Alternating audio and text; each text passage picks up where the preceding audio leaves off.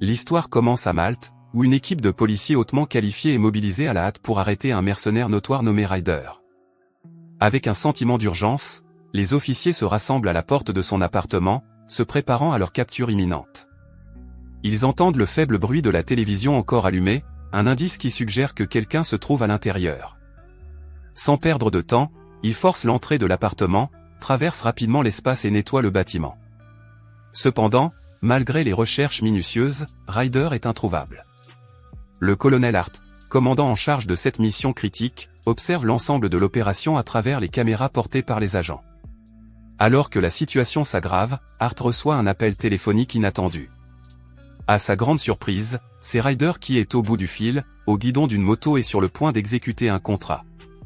Désespéré d'empêcher Ryder de réaliser son projet, Hart le supplie au téléphone de reconsidérer sa décision et de parler, mais Ryder raccroche froidement, laissant Hart avec la terrifiante réalisation que sa cible n'est autre que le président des États-Unis.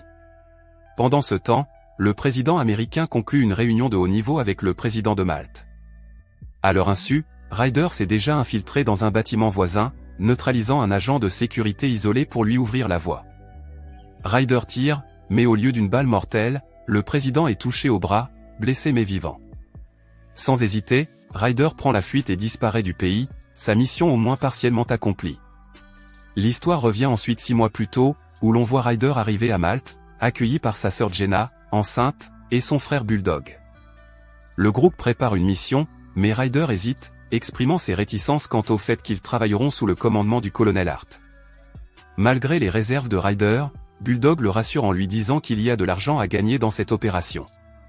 Lorsqu'ils arrivent à la villa, Ryder est accueilli par le reste de l'équipe, une équipe d'agents qui semble représenter un parfait exemple de diversité. Il devient évident que le colonel Hart est également sur place et la tension monte immédiatement lorsque Ryder et Hart se confrontent. Leur histoire commune est chargée de rançéure, en raison d'une mission passée où la négligence de Hart a coûté la vie à des hommes. Malgré son mépris pour Hart, Ryder accepte de participer à la mission, mais uniquement par loyauté envers Bulldog. Ce soir-là, l'équipe fait la fête jusqu'au bout de la nuit, s'amusant et se laissant aller en prévision de l'opération. Le lendemain, le colonel annonce officiellement les détails de l'opération Brimstone. Leur cible est Khalid Mustafa, un ancien fermier qui est devenu un chef de guerre libyen redouté. La mission est cruciale, car l'influence croissante de Khalid menace d'entraîner les États-Unis dans une guerre par procuration dans la région. L'équipe se préparant méticuleusement son équipement et se préparant mentalement à la dangereuse chasse qui l'attend. Après un bref moment dramatique où ils se pavanent au ralenti, ils montent à bord d'un hélicoptère et décollent, leur attention grandissant au fur et à mesure qu'ils se dirigent vers la zone de largage. À la tombée de la nuit, l'équipe atterrit à l'endroit désigné et entame sa marche silencieuse vers la cible. Ils arrivent à un hôtel où Khalid se cacherait dans un bunker souterrain. Séparés, 3 des hommes éliminent un garde et s'introduisent dans la salle électrique pour déjouer les caméras de sécurité, tandis que 2 autres se rendent au 3e étage pour établir une position de tireur d'élite. Ils pénètrent silencieusement dans les profondeurs du complexe grâce à des actions méthodiques et précises. Ryder et son équipe éliminent rapidement le dernier garde et s'approchent de la chambre de Khalid. L'agent qui surveille le flux de sécurité les avertit que Khalid est visible dans son bunker et leur demande d'agir rapidement, mais lorsqu'ils pénètrent dans la pièce, Khalid est introuvable. Au lieu de cela, un ordinateur portable repose de manière inquiétante sur une table et, alors que Ryder commence à soupçonner le pire, une bombe explose, tuant l'un des hommes sur le coup. Le chaos éclate alors que les soldats commencent à envahir l'enceinte, forçant l'équipe à se lancer dans un combat désespéré. Malgré leurs efforts pour se couvrir mutuellement, les vagues incessantes de soldats ennemis font des ravages et, l'un après l'autre, les membres de l'équipe sont blessés ou tués.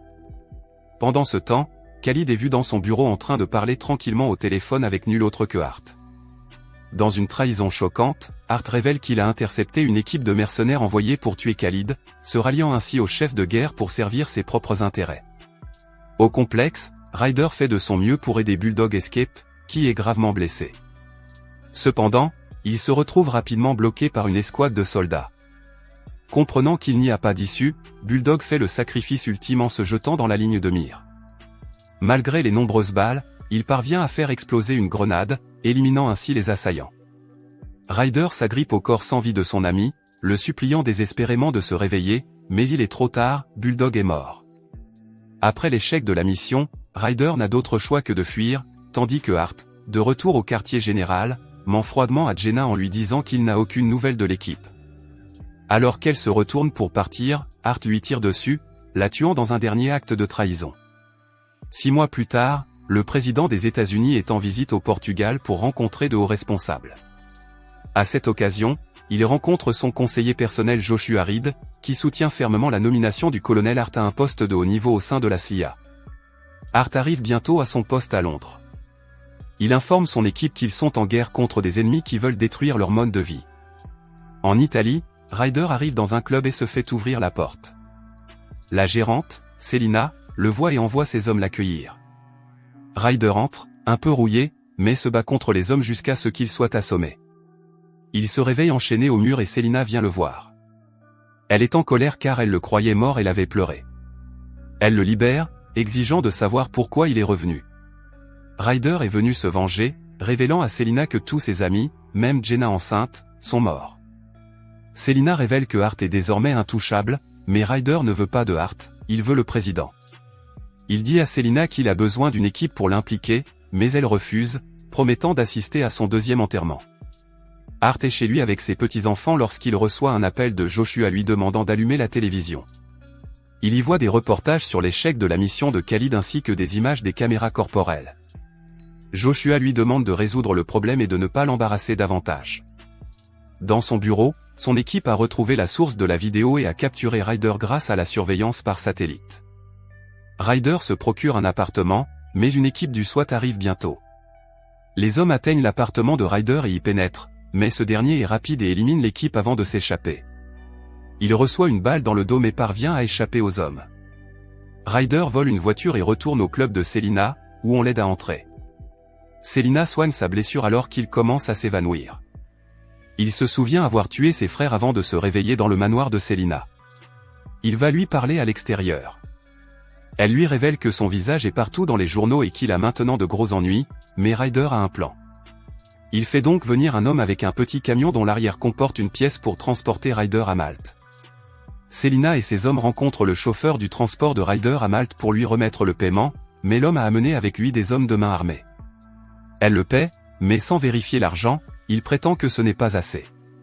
C'est ce qu'ils avaient convenu, mais sachant que Ryder est recherché par la CIA, il veut plus. Il tente de sortir une arme, mais Selina le désarme facilement, ce qui déclenche une bagarre entre les deux hommes. Les hommes de Selina, bien que moins nombreux, sont des professionnels entraînés et affrontent les hommes, les battant. Ils emmènent Ryder et retournent au club de Selina pour commencer à élaborer des plans. La femme a un plan des vastes tunnels qui se trouvent sous l'île et doit décider comment y faire pénétrer la cible. Alors que 2 des hommes de Selina s'infiltrent dans les catacombes et commencent à poser des explosifs, elle remet à Ryder un fusil de sniper très puissant, en lui disant de ne pas le rater. Le plan consiste à forcer l'escorte du président à monter dans une ambulance contrôlée par Selina, qui sera ensuite livrée à Ryder dans les catacombes. Le jour du discours du président, Ryder part en moto pendant que les hommes de Selina se préparent. Au moment où le président part sous les acclamations de la foule, Ryder tire un coup de feu qui l'atteint au bras. Avant que les services secrets ne l'emmènent, l'un des hommes de Selina déclenche un dispositif qui désactive sa voiture. Selina et ses hommes arrivent en ambulance et les agents s'y engouffrent sans hésiter. Hart, qui observe le cortège, se méfie de l'ambulance et ordonne à ses hommes d'y rester. Ryder quitte rapidement son poste et saute sur sa moto pour rejoindre le point de rendez-vous. Selina, jouant le rôle d'infirmière, injecte au président une solution qui l'étourdit. À ce moment-là, les agents à bord sont alertés, mais Selina et le chauffeur entrent en action et combattent les gardes. Le chauffeur parvient à assommer l'agent qui se bat contre lui, tandis que Selina assomme son collègue à l'aide d'un extincteur.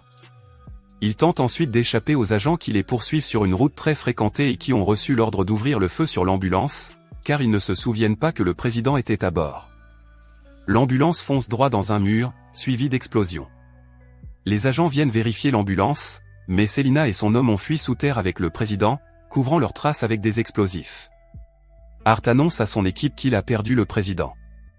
L'équipe parvient à déplacer le président inconscient à travers les catacombes, naviguant avec précision dans le labyrinthe avant de le transporter en camionnette jusqu'à leur cachette secrète. Les hommes agissent rapidement et déchargent soigneusement le président de la camionnette. Pendant un moment, le président, encore désorienté par le sédatif, regarde Ryder avec confusion, croyant d'abord qu'il a affaire à une sorte de terroriste. Mais au fur et à mesure que Ryder parle, le président entend son accent américain et réalise peu à peu qu'il ne s'agit pas d'un ennemi étranger, mais d'un compatriote. Alors que Ryder révèle son identité, il commence à expliquer qu'il a autrefois travaillé aux côtés du gouvernement américain, sous le commandement du colonel Hart. Les yeux du président s'écarquillent à mesure que les pièces du puzzle s'assemblent et que la reconnaissance apparaît sur son visage. Il comprend enfin non seulement qui est Ryder, mais aussi pourquoi tout cela arrive. Ryder ne veut pas d'argent, de pouvoir ou de vengeance au sens traditionnel du terme, mais quelque chose de bien plus important. Bientôt, tous les grands médias sont inondés de reportages, diffusant la vidéo explosive des aveux du président. Dans cette vidéo, le président admet qu'il n'a pas été totalement transparent sur ses actions et ses décisions depuis son arrivée au pouvoir. Il détaille ensuite les accords secrets et les choix moralement discutables qui ont caractérisé son administration, des choix qui ont mis des vies en danger et compromis l'intégrité de sa fonction. Joshua prend une décision tragique, il est retrouvé mort, victime d'une blessure qu'il s'est lui-même infligée. À La Havane, à Cuba, nous voyons le colonel Hart qui se cache désormais dans cette ville. Alors qu'il monte dans sa voiture, il tombe nez à nez avec Ryder qui sort un engin et fait exploser la voiture de Hart avant de partir, ayant pris sa revanche sur ses frères tombés au combat. Il rencontre Selina qui l'attend et tous deux partent en voiture.